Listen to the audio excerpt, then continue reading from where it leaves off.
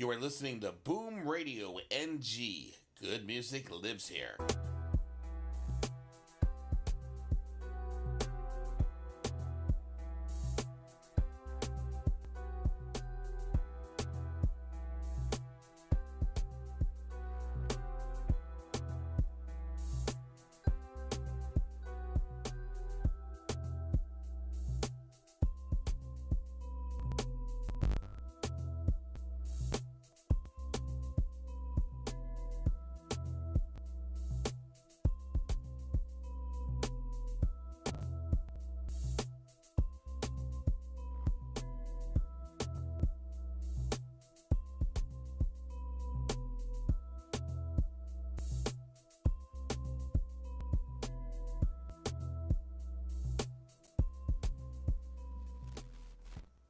Good morning, good afternoon, good evening. It is the Boom Bar right here on your Boom Radio NG. It's the second day of the year. And like I said, I bid you a warm welcome wherever you're listening or watching us from. My name is Dolupo, and today we're going to be talking about a lot of things. It's not any different than our usual.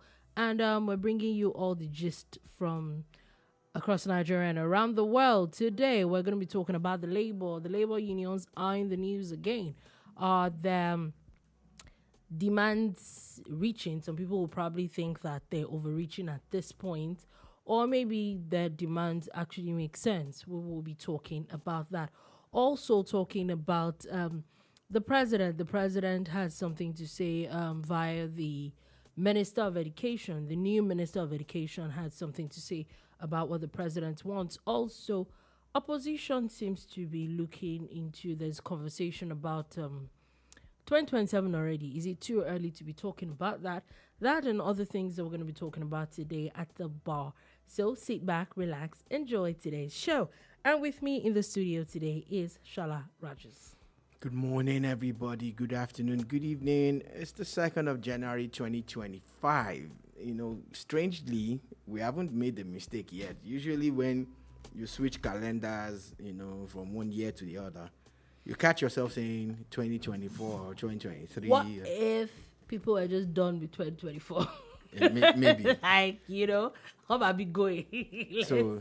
So far, so good. We're just wondering what's really happening. Actually, that funny enough, now that you pointed it out, like, it's just very seamless, yeah?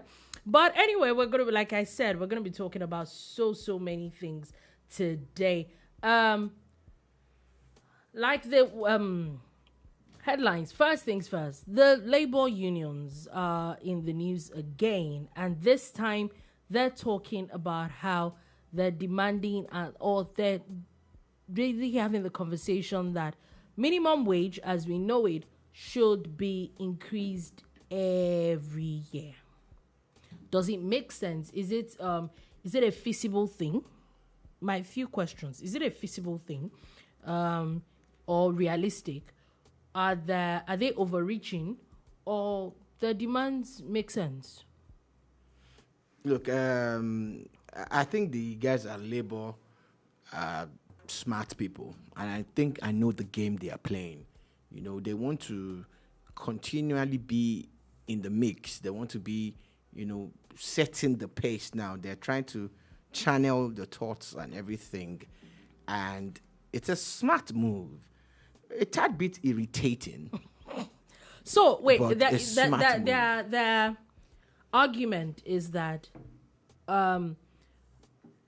minimum wage, as we know it in Nigeria, is increased due to inflation and all that, which increases every year. It's not like it increases on a yearly basis or a monthly basis if we calculate it, but mostly it's reviewed like on a yearly basis. Yeah. So what they're saying is that put that into consideration. Instead of waiting 5 years to review the minimum wage, they should also review, but they should also, the way there's inflation every year, it should be reviewed in that line.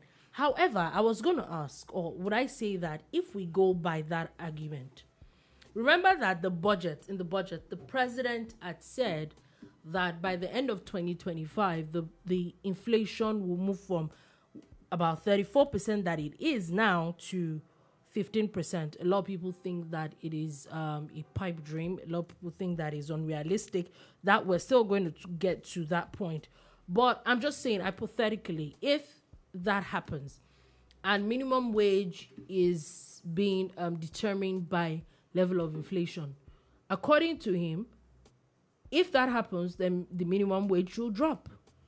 Exactly why I said that it's a smart, approach, trying to always channel everybody's thoughts towards what they want as organized labor.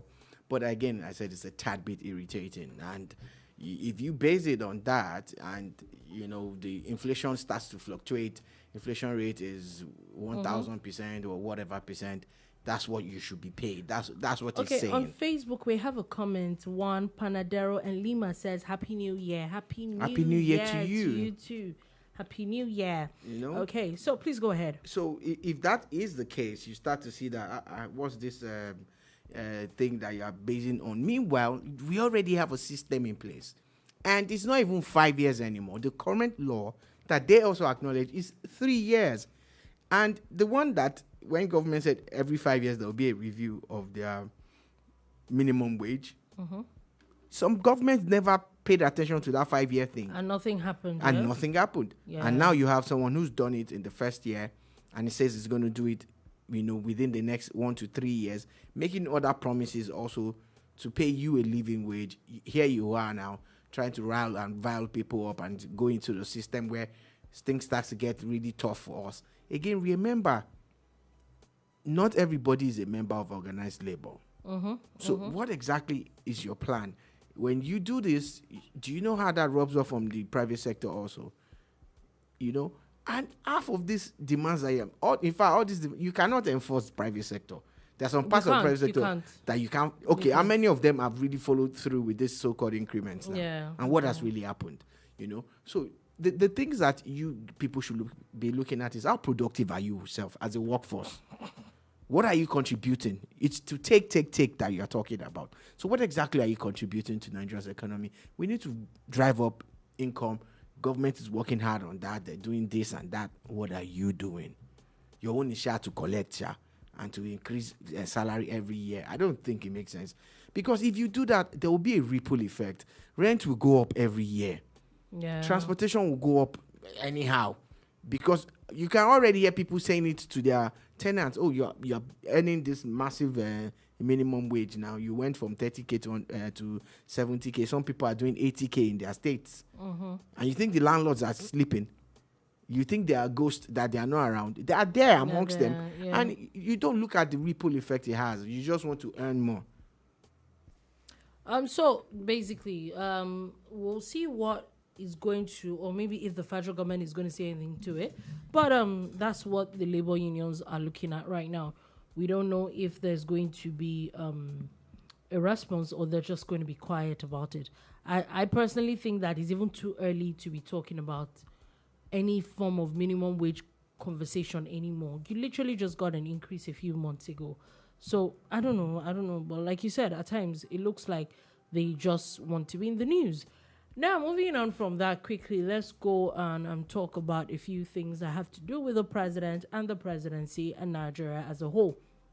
First one is that the Minister of Education, the new Minister of Education, Dr. Tunji Alausa, has now said that the president had ordered that history be reintroduced as a basic subject in the school curriculum, saying that it's in some cases that the historical topics were taught in a bit as in social studies, but now it should be reintroduced back into primary and at least junior secondary school, which makes it now compulsory to have history from primary school all the way to JSS3.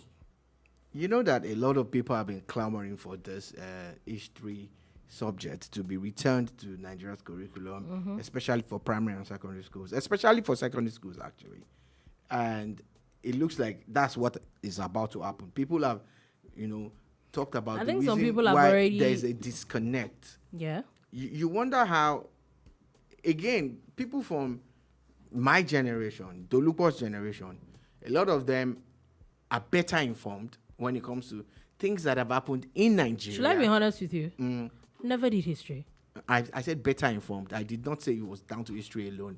Yeah. Better informed, largely because of the availability of information. It was the era where people were reading books. True. You get? Yeah. So beyond history as a subject, that era, people were reading. I look at this current generation, and they're not really reading. You know, from the... There's so many gadgets. There's so many things Yeah. to take up your time. There's social media. There are all those other things. So what we're looking for is that even beyond the reintroduction of history as a subject, we need to bring back the reading culture. We need to allow people to immerse themselves in activities that would enlighten and empower them. Too many people just listen and hear some half-baked discussions and they just run with it. Some people just read the headlines and they are good to go. Do you understand? And these are the things that we're looking at. And I'm saying that now that they're bringing back history as a subject, it's a good thing. But beyond that, we need to take a look at the entire curriculum. How relevant are some of those subjects today? You know? Funny enough, I don't even think that it's just about the relevance of the subject. I think that how updated are those topics, in those things. I see, honestly, maybe in the angle of maybe like mathematics, English. To be honest, I think there's a bit of updating because things that maybe I learned, like if a primary school student brings their homework to you now, if you are not very smart, you might embarrass yourself. However, another thing is that I think that some of these topics are actually outdated. How relevant are some of these things anymore? But maybe things like ICT has now been updated. Like the ICT that I did in primary school, secondary school, now there's basically like things like coding and all that, which were not there. But it has to be like the whole curriculum. What are the things that are not relevant to, or we don't need anymore right now? Not like we needed some of them then, but it really needs to, because you hear there's some of these things that is the same textbooks that are being used 20, 30 years ago that is still being used now. It doesn't make sense. Life has passed this stage. So it is what it is, but really, it's not just about history. Beyond that, you need to expand your scope and take a look. Look, the world is talking STEM. They're talking a whole lot of things, and we're still teaching people MS-DOS and some funny things that are no longer relevant. Yeah, that's what I was saying, Yeah, that's why I started off with. Now, I'm saying it again. I'm reiterating it that history is good to bring it back. But as we're looking back, let us also look forward. Let us look at how we can teach people the things that they can actually use to become more useful to themselves. Take it back to the 70s and 80s and most of the courses that we studied. How many people ended up working in this sector that they studied? Yeah, because I even think that, take for example, even the issue of let's take agriculture, for example. Agriculture, the agri is either in schools now. Things like agricultural engineering and all the things that they teach, the concept of farming and agriculture has grown. There you hear things like soilless farming, hydroponic farming, those things. Are those things being taught in school now? Exactly what we're talking about. I'm not saying that, but how relevant are the old things being taught? Are they actually updating some of these things? And that's when it didn't seem cool then to be maybe in agri faculty, but now, take for example in Nigeria, it's probably one of the smartest things to do if you're going to go to university right now. Go and learn agriculture. But even in learning agriculture, how updated are some of these things? And that's what a lot of those things really needs to be looked into. So stop churning out people who have gone to school for going to school's sake. Look at how you can, get to know their strengths and their weaknesses and know that, okay, some people, they are inclined towards sports. Some are inclined towards the sciences, but not just that old sciences where we are looking for one X that you will never find. And that X, you will never use it to calculate money. But those things actually matter, though. There's a lot of mathematics. For those of you that understand it, no problem. It does matter. Then you shouldn't make people like us go and look for X. Maybe, but there's still not a lot that is needed for engineering and all. Dolupo. Yes. I did not do science. You did science in secondary school. I did not. They forced us to do some of those things. And I'm saying, now, from that time till now, I have not had to look for X. That's it now. I get your point. Like, the space of my brain that you are using to push me to go and look for X, let us channel it towards the things that will empower me. If you don't need it for your cause, you don't need to do it. I get your point. So let people study the things that will actually feed them and feed the nation. People are. I'm not saying, forgive me, but I will talk. Library science or something. Excuse me, please. What's the science of your library? Where are the libraries now? Where are the libraries? Where was the last time you saw a library? I can't remember. A functional library. I'm not even a fan of libraries. Exactly what I'm saying.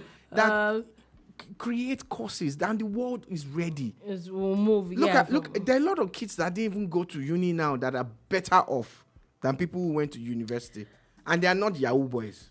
Oh Lord. Anyway, we'll see where all that is going. We hope that they listen, or we hope that this curriculum conversation is actually moving in the right direction. Now let's move on from that and let's talk about the budget. There's still conversation about the budget, and the MD of Financial Derivatives Company, Bismarck Rewane, who I think is also part of some presidential committee under President Tinubu, is now said that President Tinubu's 15% reduction, or saying that the proposed reduction in inflation to the tune of about 15% is aspirational and bullish. He's saying that 27% target is realistic, but he's also saying, which is what a lot of people are saying, that it is very, very 15% is out of this world. I actually do not even need to know as much as Mr. Rewane, who is an expert when it comes to numbers. The way I like watching the man break things down and analyze the economy, and they use some terminologies that you'll be like, okay, what's he talking about? But when they come to our own field too, they dazzle them. But this was the same line that I told. I'm wondering what Mr. President knows that we don't. Maybe the man has some shukuli. They've given him some kind of... What is shukuli? Shukuli is when you carry expo now to go and write exam. So they've given him the shukuli for 2025. And he already knows that, it's going down to that level. It's a risk. I said it. I would rather on that promise and over-deliver. What is Nigeria's inflation now? Tell them you cut it into half. Then you now do more than that, and people will hail you more. Hail you, yeah. And again, it rubs off better on Nigerians. But it's risky to say you want to cut it down to 15. It's risky to yeah. It's because, a lot. Trust me, if I am in the opposition, that's what I'm waiting for. That's all I'm going to hold on to. Yes, that's what I'm waiting for. That for me is my campaign slogan against you. That they promised you a lot of things, they couldn't do it. Even economy that they met at Kinecon, this is what they have done to it. Yeah, it's maybe we'll see. But like you said, maybe President Tinubu knows something that we all don't. So I want him to prove us wrong, because if he does that, it's good for us. It means that we as Nigerians, and by extension Africans, will benefit from. We'll definitely benefit from it. Nigerian economy. Yeah, we'll see. We'll definitely see what that is. Also, just want to put it out there. The National Drug Law Enforcement Agency (NDLEA) said that in 2024 they arrested 1,345 suspects and seized 8.4 kilograms of drugs in Kano State. In 2024, in Kano, that's just Kano. There are 30 something states in Nigeria, and if you just do an average, you can realize that we have a big problem in this country. We have a drug problem. It might not be at a pandemic or endemic or whatever make level, but it's not scary. I said might not. I didn't say it's not. But it's scary as it comes. I was out the other day and I'd seen a young man that was talking about how, he wouldn't have been able to do all this work that he did today. We were out for charity work actually on the 24th. We were giving out food somewhere. And it was like, he wouldn't have been able to be on his feet all day if it wasn't for this. And he had this transparent plastic bottle. There was no label on it. He called it one funny name. And he now sipped a bit more like that. Do I see? Because he helped us carry one. He helped us to carry one or two things. That looked like gets a lot of energy from this all day. I didn't know where to start from to tell him, be careful. You're killing yourself. I didn't know where to start from. And these are the problems because there are a lot of things being concocted now and they are giving names. Some names are so nice. They're in the songs that you are dancing to. Yeah, it's all crazy. over. It has been romanticized. It has been packaged in a way that drugs are now the norm, and they're good. Based on the way they've been packaged. From people who put drugs in balloons. To a video of a couple who were getting married. And they were exchanging all sorts. All sorts of drugs. They even had codeine drink in their wedding gown and everything. So you start to think like. At times, we have a I know that some of these things are crime, yeah. However, I actually wonder how people got into these things. Like, it's actually just a genuine concern. Like, how did you get into it? Would we say that we need to be looking into our schools? How do these things come into the country, or are these things locally made? And would we say people shouldn't make friends anymore? And all, because I to be honest, I might sound a little naive, but it actually is worrying because I look back and I'm like, okay, I was in secondary school, I went through uni, and it was really never a conversation. It wasn't a thing. It was there all along. It just got worse now, and the internet just actually, blows it up more. Like, a few people that used to do it literally used to hide those things. It wasn't now. It's everywhere, and it's even cold to do those things now. It's just a very sad. It's just a very, very, very sad thing to do now. Anyway, just let's quickly move on from that, and also wanted to point out that an aide of former Governor El-Rufai have been arrested amid allegations of fraud.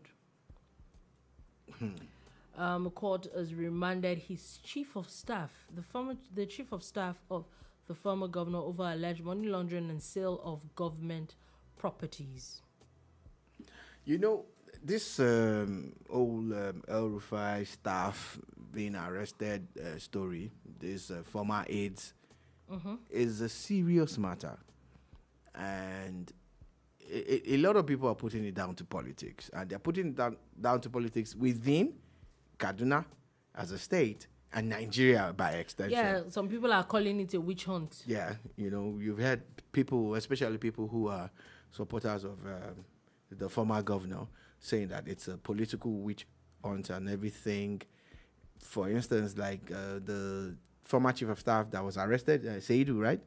He had denied culpability in anything. He had written statements and everything, and he was taken to court. And he appealed for bail, and the judge said no. That means he has something. Yeah, there's a case. So that's my question. Like, if there's nothing to hold this person to, and I'm not saying he's guilty, I'm just saying that if there was nothing to arrest him for, or if there was nothing to attach to his name, will there have had any reason to arrest him? or charge him to court? That's exactly, the $1 million question that. That's what I'm saying. Like, so when we say that, yes, or when some people say that is a witch hunt, I don't doubt it. You feel it's a witch hunt, yes. However, can they witch hunt you? Okay, take for example now. They say, somebody says, go and check Shola Rogers' account. There is 1 billion naira that some states paid into his account for something. They get into your account, the money is not there. What are they holding anybody for? Do you get my point? Yeah, thank you for that futuristic post. And those are the kind of monies that will be dropping from this month upwards. Don't worry. So, don't worry. Amen. However, that's the point, and that's the problem. That do you get, like, if you don't have anything, there's nothing that they're going to pin on you. Because take for example, if we go back to someone like El-Rufai himself, the state assembly has had a lot of things to say. I don't think that this current EFCC, under the leadership of the person they had, if they had found culpability from the get, he would not have been arrested by now. Keep in mind that there are quite a number of governors that they're going after. One of with the shocking all the things, though, drama that is going on with the assembly, he has not been indicted by the EFCC. It's shocking how, in no time at all, the relationship between the former governor and the current governor of Kaduna went south. Just went awry, like yesterday. It's shocking because wonder what happened. See how he campaigned, went above and beyond for his successor. He went and did a whole lot of stuff. His own deputy. It's still this governor's deputy. And some commissioners that were in his own government are with this government. It's just his son used to be this man's there's just something wrong somewhere. Used to be his PA, used to be his aide.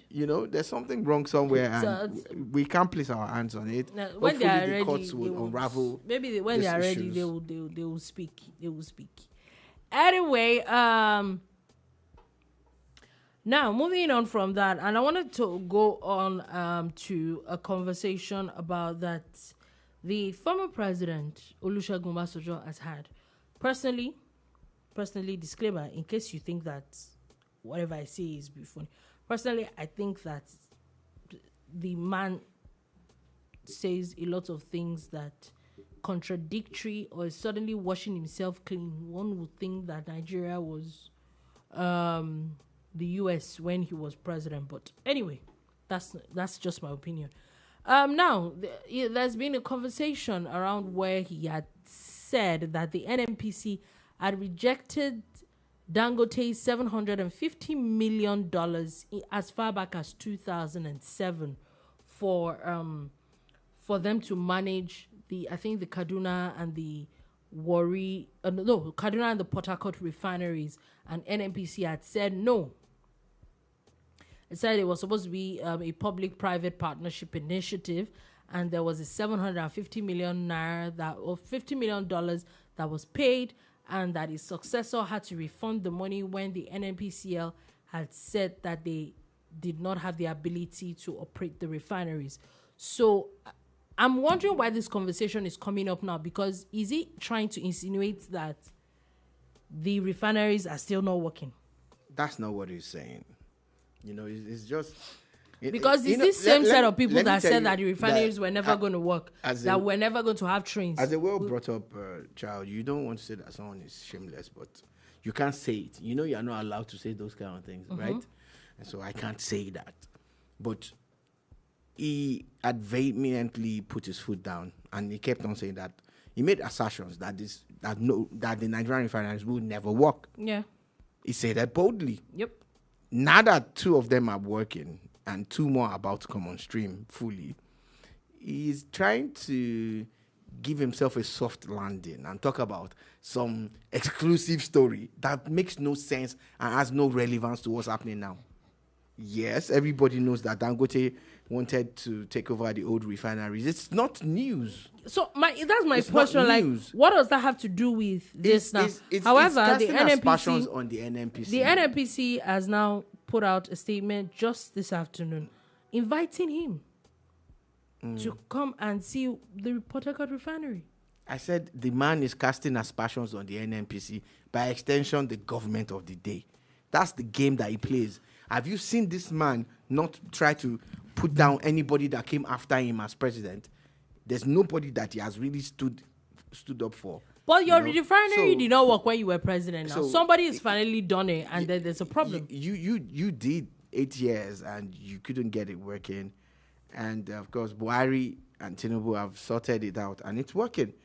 And here you are now groping at straws, talking about something that happened in 2007 that you didn't talk about all because the I honestly don't understand why that working. Conversation is relevant right now. Oh, yeah, because basically, okay, he's just trying to stay relevant like he does. He's trying to you know, when people make all these things, they're seeking attention. And he's getting it now because now everybody's talking about him. They're asking him to come on a free trip to come and drink crude. Maybe not drink crude, to come and check PMS and because AGO. my own issue is, okay, so are you saying that the refineries are still not working? Is that what you're saying? Because it doesn't make any sense. He's not saying that they are working or not working. No. He's just saying something happened in 2007. The same something that he couldn't talk about at that time. Anyway, former President Olusegun Obasanjo will be fine. I think that there's a bit of salinity that is entering this matter, but what do I know? Anyway, let's talk about a bit of politics. As Peter Obi, Labour Party presidential candidate, has now denied mergers with PDP and NNPP. I said that, saying that there are no mergers for now. But do you think that there could be one? Do I think that there could be one, or that there should be one? No, there could be one. No, I'm not saying. Have you not been listening to me? No. I'm not saying there should. Well, it's about should. With the way the Labour Party, the PDP, and the NNPP are structured right now, do you think that it is visible? Or is feasible? That's what I'm saying. I'm not saying it should not be.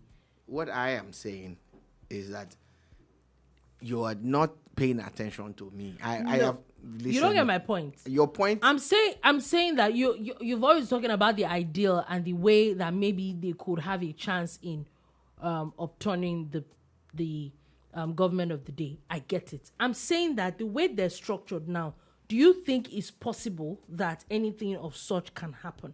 That's the only way that they can wrestle power from the APC. I get it, but can it happen with the Labour Party the way it is? It's not even, with the PDP there's so much infighting everywhere. Does it look like they would ever come up? It's not even about if it can happen. If it doesn't happen, the APC will win again. If it doesn't happen, let me tell you, there is no way PDP are structured. Even if they go and try to destabilize the APC or whatever, they're not going to win by themselves. Labour Party is decimated. The Labour that you saw 2 years ago, the wave that Peter Obi rode on, and those seats that they won, they're almost gone. So if we look at it by that angle, yeah. Take for example PDP. Is there anything that is left in, let's say, like the Labour Party that can help them? Do you understand? Like, to be honest with you, I think that out of every single opposition, the PDP still has its structures. They still have governors. They still have at least most of their assembly members are the ones that are not decamping. You see a lot of other people decamping. Would it even do so much for PDP if maybe the Labour Party joins them? Because like you said, the Labour Party is really decimated. NNPP, yeah, maybe like because whether we like it or not, NNPP is a Kano state. There's not pushing, what's it called? Can we say that it is enough? Like you said, in 2023, the Labour Party had 6-point-something million votes. We know that if the same people have voted for the PDP plus the PDP votes, and maybe with the NNPP votes, obviously the APC might not have won, but all that is conjecture because we still don't know if people that voted for Labour Party will still have opted to vote for, because those are also probabilities. Would they still have chosen to vote for the PDP instead, or they will have said, nope, we're not voting for the PDP? Do you understand? Or people that voted for NNPP because of NNPP or because of the presidential candidate, would they have still voted for PDP if it was still Atiku? So that's also another angle that a lot of people don't talk about. Do you understand? However, with the way the Labour Party is, and maybe there's a presidential election today, do you see them getting at least half of those 6 million votes?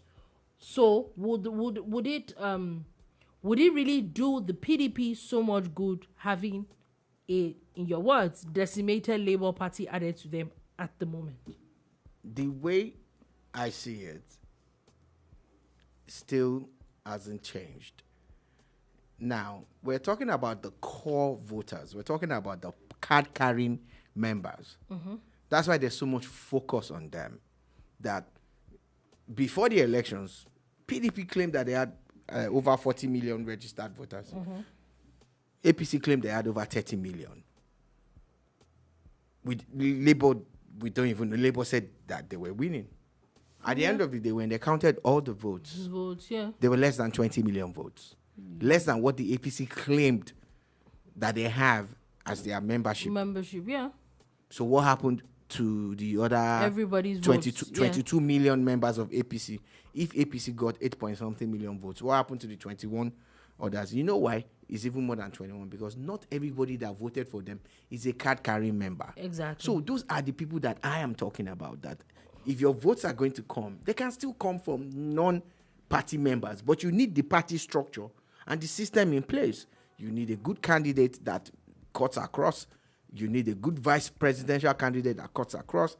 But again, you also need to win elections in certain states, certain number of states, beyond the popular vote.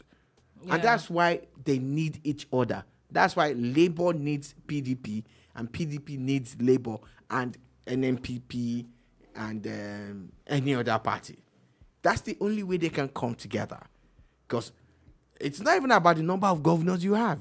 It's about how many delegates are you going to get for your primaries. It's about when you are done with the primaries, how many polling units can you cover? How many votes are you going to pull across all the polling units in Nigeria? And they will increase. By 2027, there will be more. Mm-hmm. And we already knew Labour was playing around when they didn't have enough people to cover their polling units.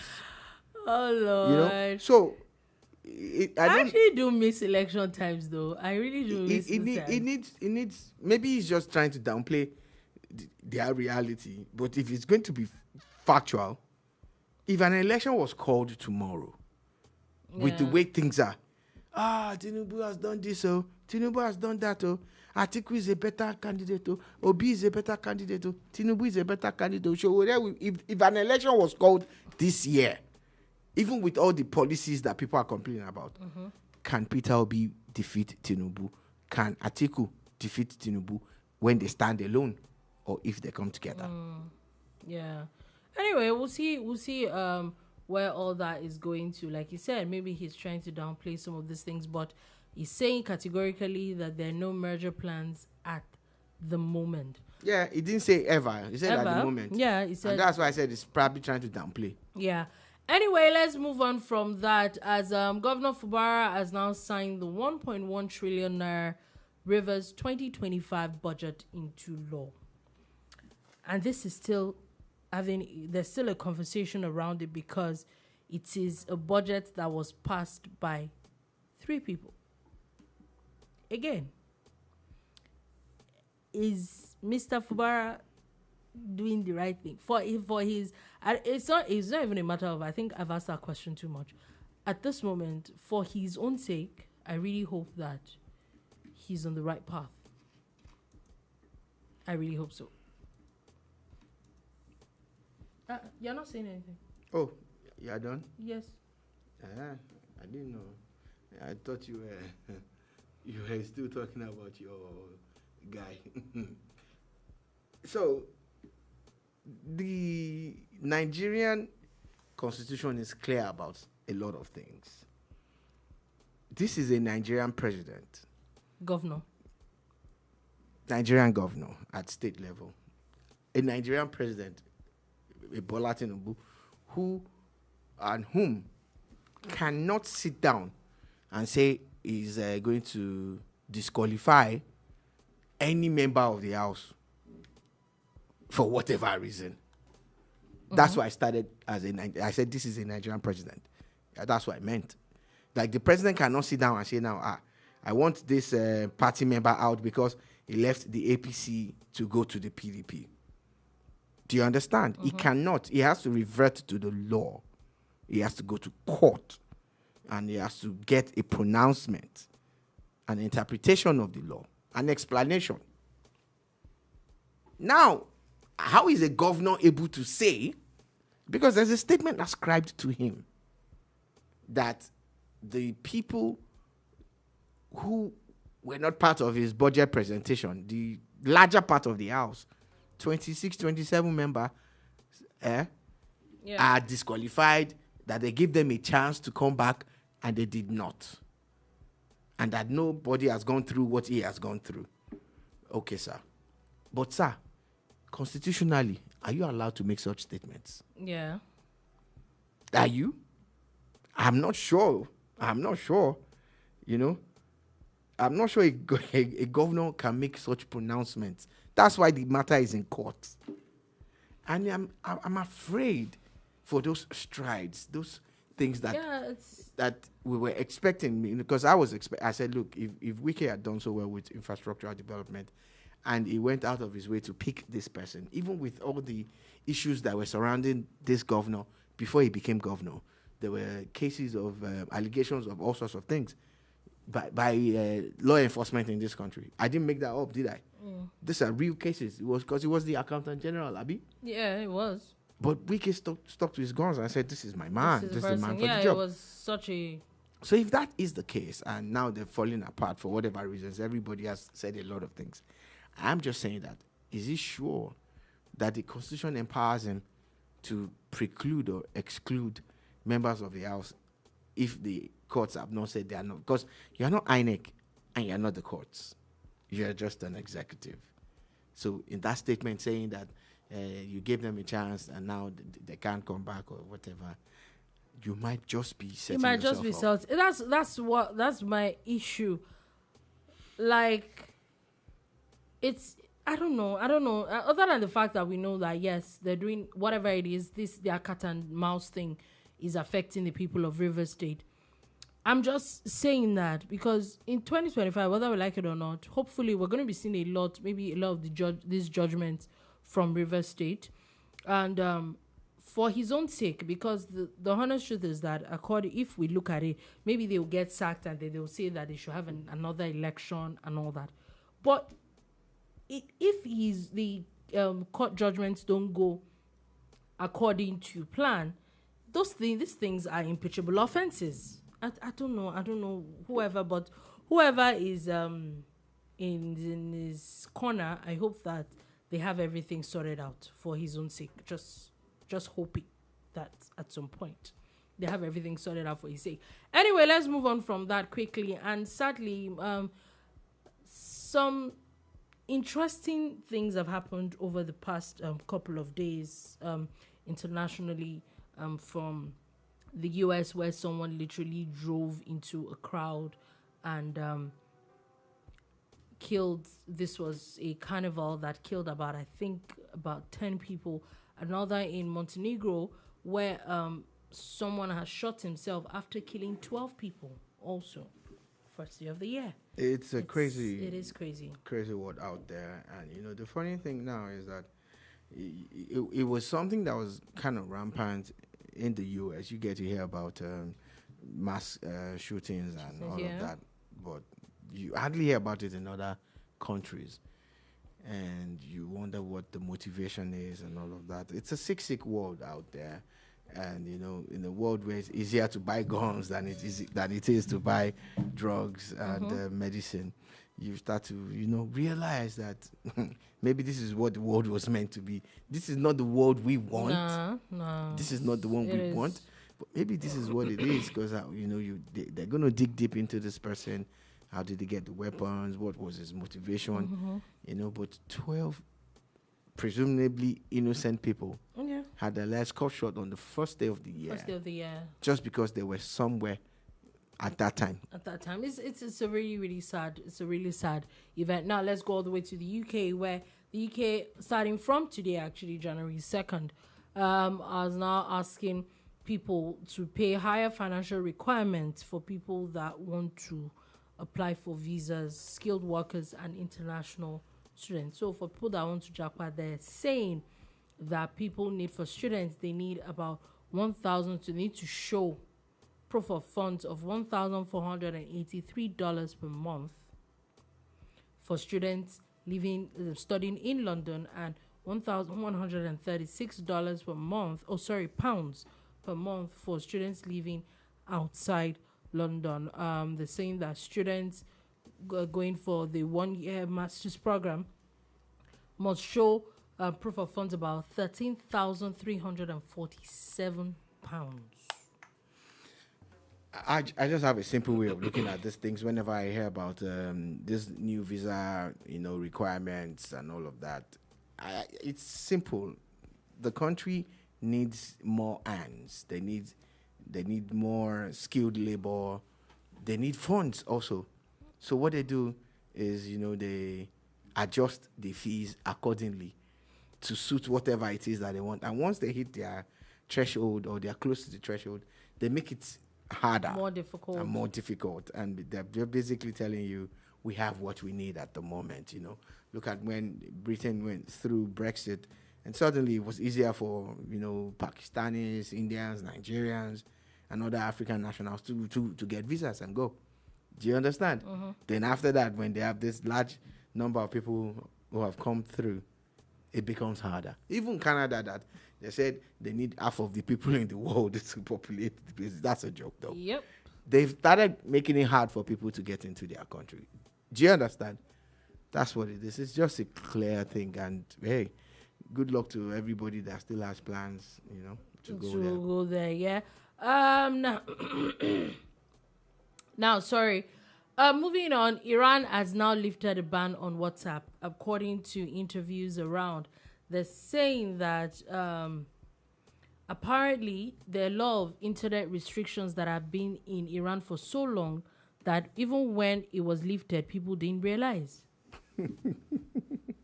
People did not even realize that, okay. Some countries will not make some of those apps work in their own countries because they have something better or something similar. I understand that. But some countries will just limit it because... just block it. Yeah, because they have power and they can do whatever they want.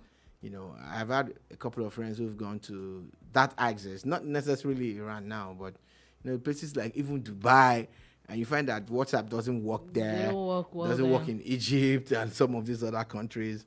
It's funny though. It's really funny. But hey, congratulations to the people of Iran. That at least now they can communicate with their friends outside the country who use WhatsApp. Yeah. So they're saying that WhatsApp and Google Play services have now been lifted. So an interview with someone had said that there's still a bit, or that there's people that need it, still need VPNs to use things like Instagram, Telegram, and other apps, basically. So people just don't care. Also, now going back to the UK, UK rapper Stormzy has now been banned from driving for 9 months. So the story is that he was caught by an undercover policeman while he was driving with and where he was caught using a phone while driving. Why? But why? See, it's bad behavior. Just bad behavior. Anyway, they're saying that he's not going to be driving for the next 9 months. Now let's move on. There are cars that have Bluetooth and MP3s and stuff that once you start your car, the phone connects to it. There are headphones. Most cars. There are wired headphones. There are wireless headphones. there are several things that you could have done to still use your phone and drive and concentrate, although you are not supposed to use it at all. But those things will at least make it safer. You can keep your eyes on the road and your hands on the steering wheel. Yeah. But here you go. It is what it is. Don't worry, 9 months, you're rich enough. You can get you'll get drivers chauffeurs and all that. Anyway, now let's go to sports. And a very sad incident where the Super Eagles keeper, Stanley Nwabali, has actually lost his mom first day of the year. And this was just a little over a month after he lost his dad. It's a very sad situation, honestly, especially personally when you've experienced those kind of losses before. Not necessarily one's mother, but when a close one or someone close to you passes, I can imagine what it feels like. So thoughts and prayers and heartfelt condolences to Nigeria's safest pair of hands. Oh, really? Y'all actor, oh my God. Sorry? Really? He's not Nigeria's safest pair of hands. No, Dolupo. You didn't have to just Dolupo, say that. not everything is sarcasm. Is he Nigeria's safest pair of hands? It is sarcasm. Is he Nigeria's number one goalkeeper? Yeah. Is he or not? Yes. No. Is he the number one goalkeeper? Yes, I said yes. So what else is there that I said? I'm just saying that you didn't have to say all it of at that all. was in your head. You trust didn't me. have to say it at all. Everything you said was in your. This was a condolence to Nwabali and not a shade at any other goalkeeper. Oh wow! I know what you're insinuating. I know you, but at times there's no smoke where you think there is some. I'm even already feeling how painful it is as when someone dies. I'm not thinking along that line at all. But yes, Nwabali is Nigeria's safest pair of hands, and I stand by that. Anyway, also, former boxing champion Anthony Joshua has been going around. He's been in Nigeria for a couple of days, and he decided to visit the president. The president still in Lagos, visited the president and gifted the president boxing gloves. Very nice, cute boxing gloves. And is also talked about going back into the ring. It doesn't look like he's retiring yet. Yeah, it still has the fight in him. It's not over for AJ yet. A lot of talk has been made in the boxing world now about AJ Fury still happening. There's still the talk of AJ Wilder. I don't know if that one will ever happen. Mm-hmm. You know, yeah. So he's not over the hill yet. But I was going to ask. Fury does not have a belt. It doesn't matter in boxing. Anymore. In boxing, you can create anything. And again, these are two top contenders for those belts that are available. Because if you check the top 10 rankings for all the major belts that are available, they will be in the top 10, these two. So, or even in the top 20. And they can fight each other to improve their rankings. And they probably even control a bigger purse than the belt holders if AJ Fury happens. It happens, you know? Okay. That also makes sense, actually. Also makes sense. Also, just wanted to finally, before we go, do a bit of sports. So yesterday there was the last game of I think the Premier League where we saw Brentford and Arsenal. I think you had called it that Arsenal was going to win this game. Yeah, it was the last game of match day 19, actually, not last day of the Premier League. Sorry, match day 19. Sorry. And yes, it was always going to be Arsenal's game because, you know, they hit their rhythm in recent times and they just playing. But there was good. Also the fear that there was Saka that was not good, that is not playing. Yeah, but Arsenal hit their rhythm without Saka and they've been getting one or two good results. Jesus has scored 6 goals in the last 4 games that he has played. You know, he was in the right place at the right time. It was a rebound, but he was in the right place at the right time. You know, so Arsenal with their rhythm, regardless of who's there or not, they're going to play you and they're going to play you. So I'm happy knowing they're back to number 2 on the Premier League now, and the league is about to get halfway mark, and then we can now start saying, okay. We can also having conversations. I think we're even halfway mark already. Yeah, we're halfway mark, games. yes. So we can people, you need all the games that you can win at this point. Now, today at 8 p.m., a very interesting game that we're going to be seeing. The Super Cup, Inter Milan and Atalanta.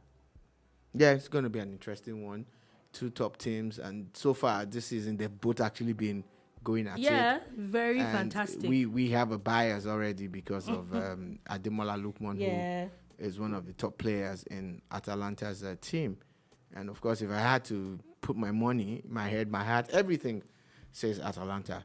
I don't even care. I just just going throw in everything, and the bathwater and everything at this one. Okay, we'll see if that works there, but that's going to happen at 8 p.m. West African time. You should actually go out to watch that game. So on that note, that is all we have to take today on The Bar. Thank you for listening. Thank you for watching. We'll be back again tomorrow at 3 p.m. West African time to give you another wonderful edition of The Boom Bar. Do have a beautiful, beautiful day ahead. Peace.